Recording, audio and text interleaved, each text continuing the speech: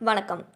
விஜய் நடித்த ஜனநாயகன் பட தணிக்கை சான்று தொடர்பான வழக்கு நேற்று சென்னை உயர்நீதிமன்றத்தில் நடைபெற்றது. இயக்குனர் வினோத் இயக்கத்தில் நடிகரும் தாவேக தலைவருமான விஜய் நடிப்பில் உருவாகியுள்ள ஜனநாயகன் திரைப்படத்தில் பூஜா ஹெக்டே, பிரியாமணி, மமிதா பைஜு உள்ளிட்ட பல நடிகர்கள் நடித்துள்ளனர். இந்த படம் பொங்கல் பண்டிகையை முன்னிட்டு கடந்த ஜனவரி 9ஆம் தேதி திரையரங்குகளில் வெளியாகும் என முதலில் அறிவிக்கப்பட்டது. ஆனால் சென்சார் சான்றிதழ் கிடைக்காத காரணத்தினால் திரைப்படம் வெளியீட்டு தேதி குறிப்பிடாமல் ஒத்திவைக்கப்பட்டது.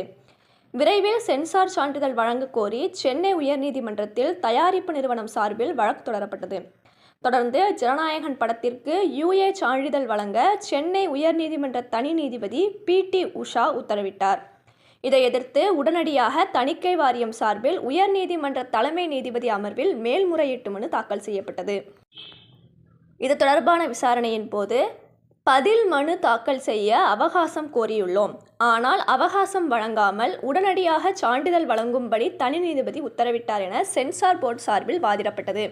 இதையடுத்து சென்சார் போர்டு பதிலளிக்க அவகாசம் வழங்காமல் உத்தரவு பிறப்பிக்க வேண்டிய அவசியம் என்ன? படத்திற்கு சான்று பெறும் முன் வெளியீட்டு தேதி அறிவித்தது ஏன் என பல்வேறு கேள்விகள் நீதிபதிகள் சார்பில் எழுப்பப்பட்டது. இதையடுத்து ஜனநாயகன் படத்திற்கு தணிக்கை சான்று வழங்கும்படி தனி நீதிபதி பிறப்பித்த உத்தரவிற்கு இடைக்கால தடை விதித்து நீதிபதிகள் சென்சார் போர்டின் மேல்முறையீட்டு மனுவிற்கு பதிலளிக்க பட நிறுவனத்திற்கு உத்தரவிட்டனர். அந்த வகையில் நேற்று ஜனநாயகன் பட வழக்கு உயர்நீதிமன்றத்தில் விசாரணைக்கு வந்தது.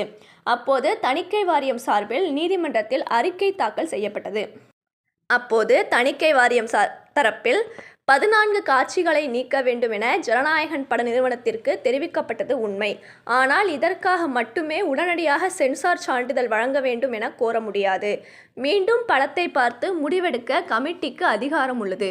கடந்த 6ஆம் தேதி முதல் இந்த வழக்கு தொடரும் போதே இந்த படம் மறு ஆய்வு கமிட்டிக்கு அனுப்ப முடிவு செய்துள்ளது பட நிறுவனத்திற்கு தெரியும். ஆனால் அவர்கள் இதை எதிர்த்து வழக்கு தொடரவில்லை என தெரிவிக்கப்பட்டுள்ளது.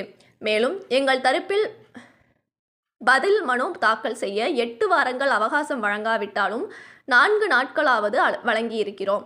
ஆனால் தனி நீதிபதி அதை செய்யவில்லை என சென்சார் வாரியம் தரப்பில் தெரிவிக்கப்பட்டது.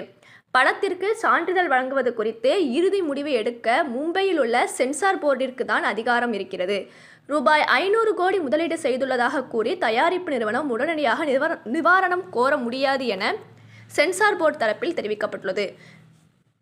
இதனைத் தொடர்ந்து மேல்முறையீட்டு வழக்கின் தீர்ப்பை சென்னை உயர்நீதிமன்றம் தேதி குறிப்பிடாமல் தள்ளி வைத்துள்ளது. மேலும் செய்திகளுக்கு தொடர்ந்து இணைந்திருங்கள் ECR TV சேனலுடன்.